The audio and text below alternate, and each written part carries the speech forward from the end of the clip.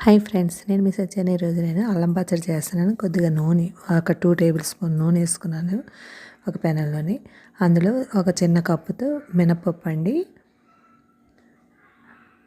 ఒక 4-5 ముక్కలు అల్లం ముక్కలు, అంటే 10 గ్రాములు ఉంటుందేమో. అలా మిరపకాయలండి, ఓ 20-30 మిరపకాయలు ఎండుమిర్చి వేసుకోవాలి. అందులోనే కొద్దిగా ఒక 2 టేబుల్ స్పూన్ ధనియాలు, ఒక టేబుల్ స్పూను జీలకర్ర వేసుకొని వేయించుకోవాలండి. ఈ నూనెలోనే వేగాలి.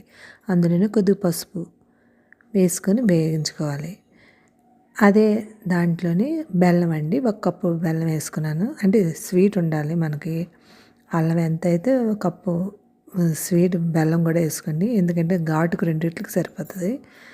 అదే కప్పుతో చింతపండు గుజ్జు అండి, గుజ్జులా తీసుకొని వేసుకోండి. అది ఇలాగ ఒకసారి పావాలి. నాకు ఆ బెల్లం మీరు కోరేసేసుకోండి, నేనైతే ముక్కల్లాగా వేసాను, అందుకే ఆ వేడికి నొక్కేస్తున్నాను. అందులో తగిన ఉప్పు వేసుకోండి. అన్నీ వేసుకొని ఒకసారి ఇలా మగ్గనిచ్చివ్వాలి. ఇలా మగ్గనిచ్చుకున్న తర్వాత నాకు బెల్లం నలగలేదండి, అందుకే అందులో ఒకసారి నొక్కేసుకున్నాను. మీరు కోరేసి వేసుకోవచ్చు. మీరు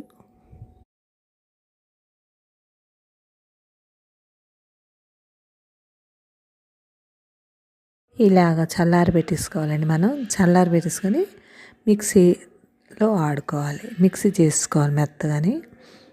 ఇది మిక్సీ చేసుకొని ఒక డబ్బాలో స్టోర్ చేసుకొని మనం ఫ్రిడ్జ్లో పెట్టుకోవచ్చండి. మిక్సీలో వేసుకొని మెత్తగా ఆడేసుకోండి.